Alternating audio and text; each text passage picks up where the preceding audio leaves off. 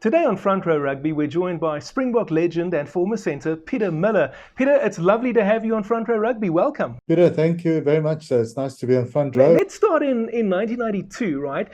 Previously on Front Row Rugby, we've had guys like Naas Botha and Val Bartman as guests, and they've spoken about what it was like for them playing for the Boks after readmission towards the end of their careers.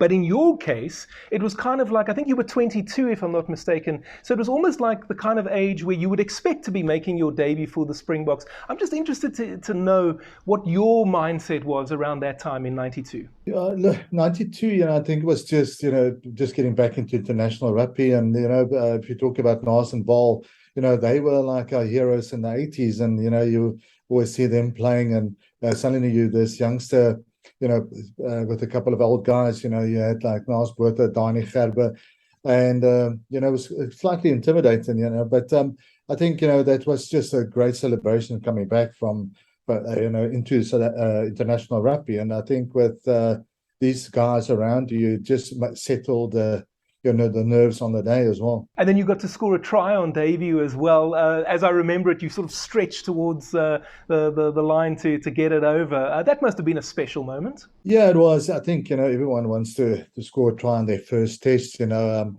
think, the try was just led on, I think, from our pressure and, saw opportunity on the blind. But I think that the big winger that Joe Maloma of the day, Twigimala was, in front of you and tried to avoid him, rather get smashed by him. But it was good, maybe a game we could look at back and say, you could have won it, one or two mistakes, but it just shows you what international rugby is about.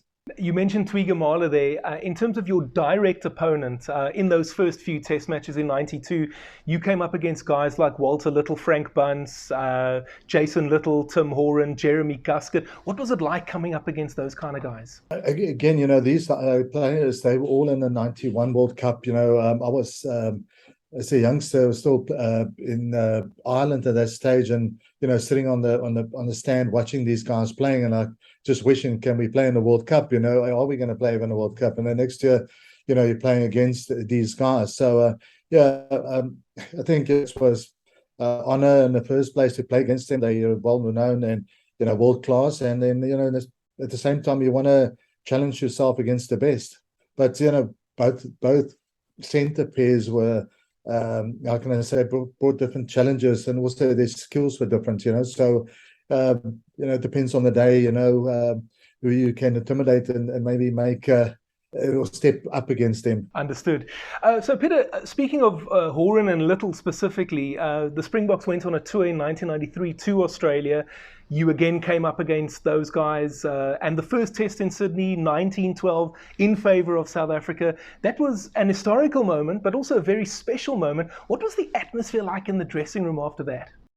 Look, I think going on tour in 92, sorry, 93, it was, first time over there. And I think, playing the first test, was a lot of pressure on us, but also with the Wallabies being, the top side at that moment, we just went out and tried to look at their weaknesses. I think a couple of balls that bounced right for us. But the atmosphere afterwards was great. I think, it was like unbelievable to just beat the Aussies there. But then, it didn't come easy the second and third test. I think the Aussies started recording us and had secret spies looking at us, because in the next test, they knew exactly what we're going to do, how we're going to do, and knew our calls, but fair call to them. I remember also when I spoke to Naas in a previous episode on Front Row Rugby, he spoke about provincialism, and that's something that we read about a lot in those days, the sort of the Sharks guys sticking together, the Western Province guys hanging out with one another. Did you experience that sort of thing as well? Yeah, it was there, from the start, I think because you just was so, everything was about the Currie Cup, and everyone, was the Blue Bulls, and it was the Western Province and, Free State and Natal then, So there was, it was just a matter of, how do you get the guys playing together? But, people will stick together or when I traveled the world as well, in Wales, you'll see the foreigners sticking together. So I think it was just normal. You know the guy from Pretoria, having a braai with him, so that's what you're going to do. Of course. Now, let me ask you this. By the end of 1994, you had been on a tour to France and England, Australia, New Zealand, Argentina, Wales, and Scotland. Out of all of those, which one would you say was the toughest? Oh, New Zealand was the toughest. I was talking to somebody the other day. I was actually supporters that went, hey, I was on that tour. I traveled all the way with you.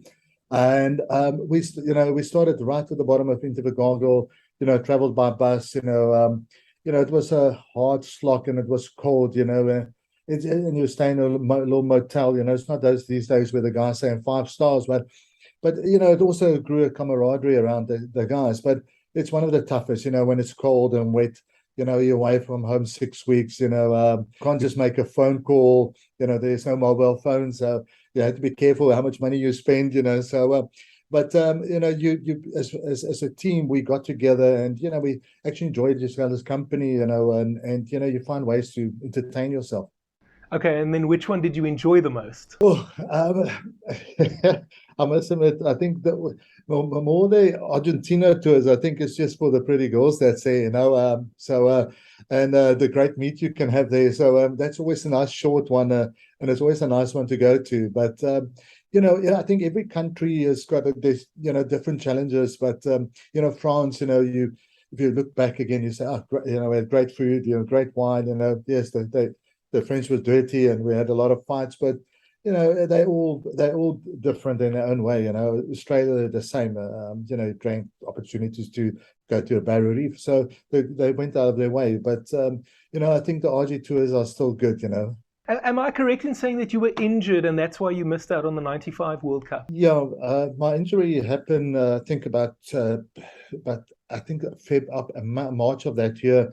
It was just before we played Super Rugby, and we had a test match, actually a friendly against England B, the Sharks, and just connected somebody completely wrong and fractured my neck, on 2 places. So was out for that. And then after that, you went to Australia, played rugby league, came back to South Africa, and you were back in the Springbok setup in 1998. But by that point, rugby had changed quite dramatically, right? It wasn't an amateur sport anymore. It had turned professional. A lot of the guys that you were playing with, 92, 93, 94, had maybe retired. They'd moved on. You weren't the youngster in the team anymore either. You were now one of the veterans, the more experienced guy. What was that experience like for you? Yeah, it's I think after what happened going to Australia, going to league, it actually I think it helped in being professional. I think when '95 came, we were not in a professional era. The training, the eating, the gym side. And going there, I think it just put a stepping stone for that 97 and 98 when I came back. But yeah, that I think suddenly you're right. You were like the old guy in the team, and but again with the youngsters, there were some exciting players, and I think at 98 or 97, 98, Nick Mallett did get a good squad, starting getting a good squad together for that we built up in 1989. So but it's still I think that time wasn't as professional as it today. I think we were still in that phases of getting professional. But it was a great time, as you mentioned, to be a Springbok, winning the Tri-Nations in 1998. How special was that? Look, I think that's the highlight of the career. Like the Tri-Nations, especially going over to Wellington on Athletic Park, right on the hill. And beating the All Blacks, in a tough game. And then just coming back and do exactly the same. I think it was just a confidence, I think, booster the whole series. But yeah, I think everyone after the World Cup, we did struggle a couple of years after that, and back onto the scene again. Now, after winning the Tri-Nations, we went to the UK, beat Wales, beat Scotland, beat Ireland, lost to England on what would have been a Grand Slam tour had we been able to beat the English at Twickenham. But something that I remember as well is that even though we won all of those tests, something didn't quite seem right in terms of the performances. They weren't as clinical, let's say, as we saw during the Tri Nations earlier in the year. I've read, a lot of people have said, that it had something to do with the way Bobby Skinstad was brought into the side and maybe some of the players weren't happy. What can you tell me about that? I think you're 100% right. That last test match wasn't a normal, but I think there was a couple of injuries as well. Look, we know there was, I think, between Nick and Solia and them was different opinions of playing styles. And, I think that year the Stormers was also doing well and, maybe their style was great, this running type of rugby. So I think, there was rumors. I was not on a tour, so, but, from the guys talking, it was a bit starting to split a little bit in the end of that tour. Am I correct in saying that Christian Stewart actually came in for you at the end of 98? Yeah. That's correct, yes. Hey, if you're enjoying this video, why not hit the like button? But you were back in the setup by the time of the 1999 World Cup. I remember in those days, I heard a radio interview with Joost, who was obviously the skipper for that tournament. And he made a comment that during the group stage of the World Cup, where the guys were based in Scotland, he commented that the guys didn't feel as if they were actually at a World Cup. How do you remember it? Yeah, the World Cup '99 was, I think, for everyone was.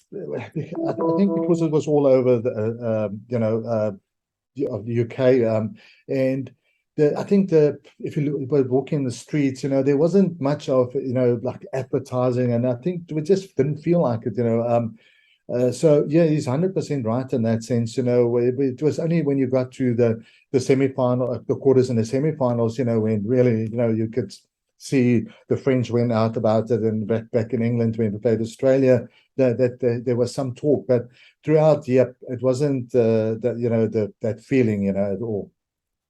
Something very interesting for me is that in the group stage against Spain, you scored a try. Now, that really is a collector's item, isn't it? Because there are not too many, let's say, tier one rugby nations players who have any points at all against a nation like Spain. Yeah, look, I think with Spain, it was one of those games you didn't know what to expect from them. Look, there were some tough players in there, and got bumped off a couple of times by some number 8, I remember. But I think it's also when you get a chance for a try, you take it. I was never one that scored too many tries. Hopefully, I made them, but that's why I normally tell Cabos in the wings. Yeah, no, look, it's just, I think, great for the smaller sides to actually be involved, and especially with the bigger nations as well. Okay, Peter, I'm going to put you on the spot. You played under John Williams, you played under Ian McIntosh, you played under Kitch Christie, and you played under Nick Mallett for the Springboks. Who was the best? Oh, that's a tough one. Nick, I must say, I'm actually stuttering here because both guys I enjoy, Nick Mallett and Ian McIntosh. I think Ian was a great player management. He looked after his players. Nick was in a very similar state, but I think he just took it a little bit further to get a good team together, talking to players, knowing what he can get the best out of those players. And I think he had, a lot of players around him that analyzed the game quite well, So I think that's what made him a great success. I think Mac, being the Springbok coach for a short time, he was trying to implement his style of play, and it only took Francois in the 94, 95, late and then 95 to start, actually believing in that style, So I think he was shortcut in that sense, but as a Sharks coach, he was brilliant. You could see it throughout that period as well. Earlier, we spoke a little bit about guys like Horan, Little, Guskett, Bunce, etc. So similar question to earlier, but who was the best opponent that you came up against? Look, Bunce and Little, was always the toughest. You can hit them as hard, you can intimidate them, you can kick them in their head, you can do anything. They just will come back all the time. Where I think Timmy and Jason, it was more your lighter type of centers. So, they were looking at space, and, with the Australian, then they were running into spaces. So it was difficult, when you're on your back foot to defend them, and but again, the opposite works as well. When you put them under pressure, don't give them space, then they were just the normal, good international players. But it works both ways, for both sides. So, but yeah, they had these similar differences, but the two toughest is always the All Blacks. You just don't grind them down. They will come at 80 minutes and non-stop. Okay, Peter, we're going to finish off with a technical question. In your day, you were known, I think it's fair to say, as being a ferocious tackler. If you were going to give advice to a youngster today, let's say an under 13 boy for argument's sake, right? Or even anything under 13 to under 16, what would your advice be in terms of tackling technique? That's a difficult question, and it's technical but not technical. I think it's important to always keep your eye on the target, making sure where your head is. There's so many head injuries happening today, and it's always make sure that you hit through the man. We always said about the spearing, when you're javelin, you want to throw through somebody, so you have to hit through. And I think, that advice is always there. You never want to bring your head down because that you can't see, you don't want to look at their feet. But that's advice, is just to don't be scared. You have to almost dictate the collision. If you don't, you're going to come second. Sounds good to me. Pieter Muller, thank you very much. It's been lovely having you on as a guest. Pleasure, Peter. Thank you very much for the opportunity. Thank you.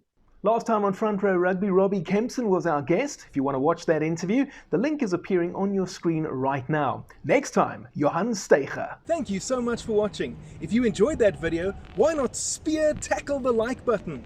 You can also subscribe and hit the notification bell so you don't miss any content from Front Row Rugby. See you next time.